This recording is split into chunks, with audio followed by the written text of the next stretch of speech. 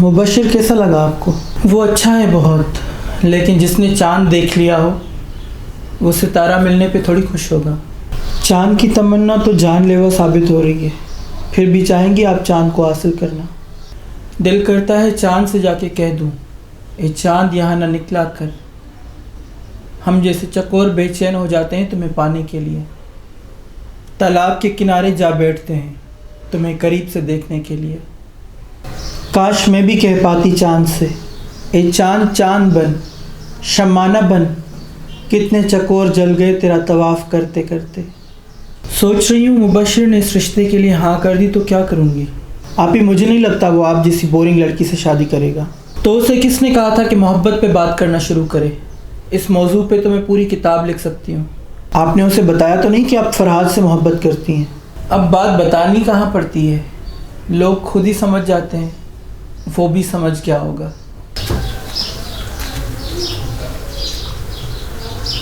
लड़के वालों ने शादी के लिए हाँ कर दी है।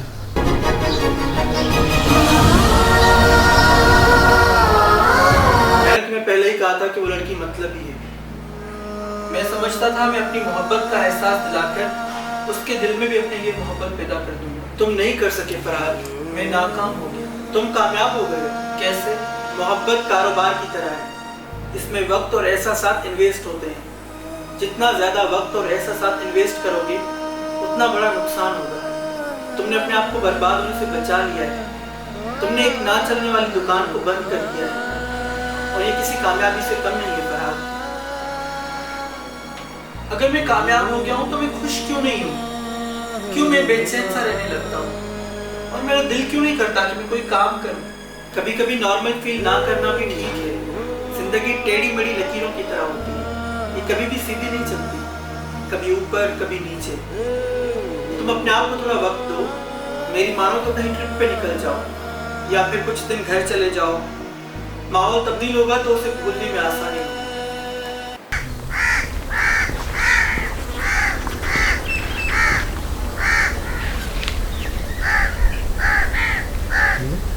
अस्सलाम वालेकुम मम्मी। वालेकुम अस्सलाम। तुमने फ़ोन करके बताया ही नहीं कि तुम आ रहे हो। अपने घर आने के लिए भी इजाज़त चाहिए क्या? मेरे कहने का मतलब था कि हर बार तुम आते हो तो कॉल करके बताते हो, इस बार तुमने बताया ही नहीं। इस बार कुछ अलग करना था ना। चलो तुम बैठो, मैं तुम्हारे लिए कुछ बना के आती हूँ। ओके। मुबारक हो चाची। किस बात की मुबारक बेटा? रिश्ता हो गया है मेहरू आपी का। बहुत अच्छा लड़का है, मुबशिर नाम है, फैमिली बिजनेस संभालता है। अल्लाह नसीब अच्छे करे। हम तो इतने खुश हैं कि आपको क्या बताएं। वो कहते हैं ना कि खुदा जो भी करता है अच्छे के लिए करता है। यहाँ फरहाद भाई ने आप ही को छोड़ा और वहाँ आप ही को अमीर खूबसूरत लड़का मिल गया।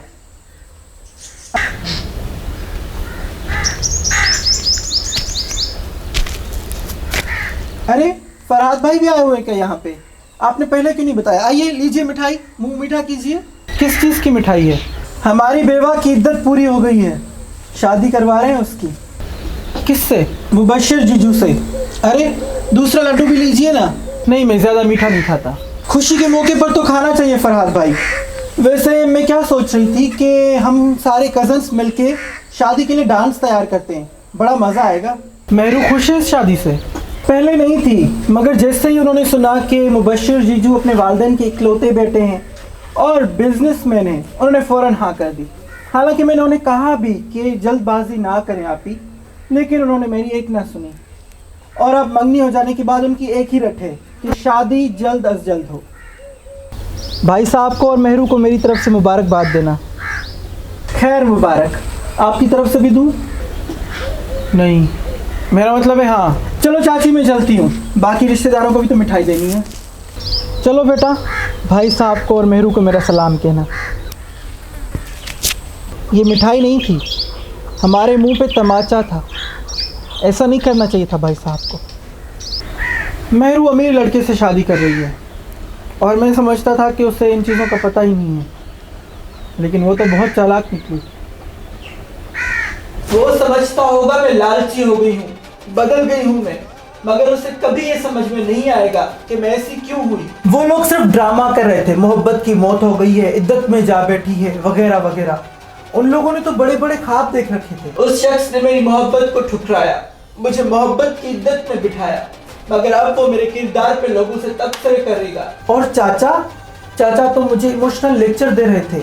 मर जाएगी मेहरू, मैं तुम्हारे आगे हाथ जोड़ता हूँ, मैं मेहरू की मोहब्बत की भीख मांगता हूँ तुमसे। मेरे बाप ने उसके सामने मेरी मोहब्बत की भीख तक मांगी, उसे तरस नहीं आया। अच्छा वो मैं उनकी बातों में नहीं आया, इनकार कर दिया मैंने। मैं बचपन से उसे अपना मानती हुई आई और उसने एक पल तक न लगाया मुझे पराया करने में। मोहब्बत की बड़ी बड़ी बातें कर रही थी सारी फैमिली। वो मोहब्बत को नफिल समझने वाला शख्स मेरी फर्ज जैसी मोहब्बत पे शक करता है।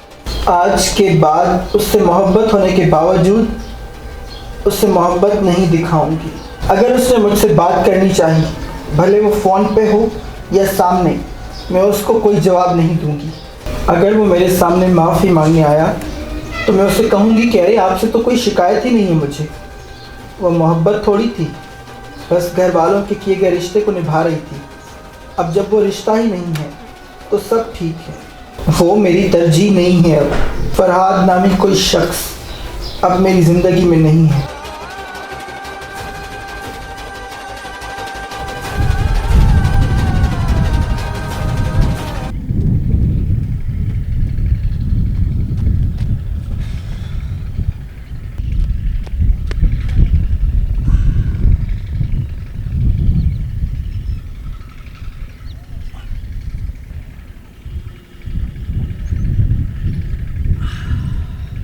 आपका पहला दिन है, ऐसे ही समझें। और आपका? मैंने टेम्परेरी शुरू किया है, असल में मेरी शादी है तो मैं थोड़ा स्मार्ट दिखना चाहता हूँ। अच्छा, सही। आपका नाम? फरहाद। और आपका? Mubashir. Nice to meet you Farhad. Same here. अगर आपका रोज़ आने का इरादा है तो मुझे बता दें, मुझे भी अच्छा लगेगा पार्टनर के होते हुए। मैं यहाँ थोड़े अरसे के लिए आया हुआ हूँ, मैं यूनिवर्सिटी चला जाऊँगा। Oh okay, see you.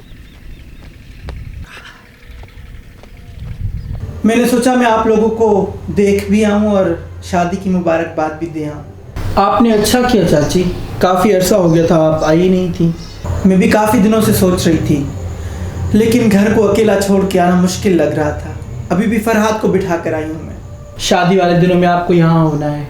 अम्मी होती तो मैं आपको बिल्कुल भी तकलीफ़ नहीं देती, मगर अरे बेटा कैसी बात कर रही हो तुम, मैं भी तो माँ हूँ तुम्हारी। बरिया छोटी है ना तो काम नहीं संभाल पाएगी अकेले, तो मुझे शर्मिंदा मत करो मेहरू। खुदा जानता है मैं हमेशा तुम्हारे हक में थी, लेकिन बेटा मैं फरहाद को नहीं मना पाई। चाची मैं आगे निकल चुकी हूँ, मुझे फरहाद के होने ना होने से अब कोई फ़र्क नहीं पड़ता। बहुत जल्दी भुला दिया बेटा तुमने उसे। हाँ, मैं वक्त क्यों ज़ाया करती, मुझे उससे कहीं अच्छा लड़का मिल गया, और क्या चाहिए मुझे। अपने अपने होते हैं बेटा और गैर गैर होते हैं। अपनों ने ठुकराया है तो गैरों के दामन में जा गिरे हैं, अब तो भूल कर भी अपनों को अपनाना बनाएंगे।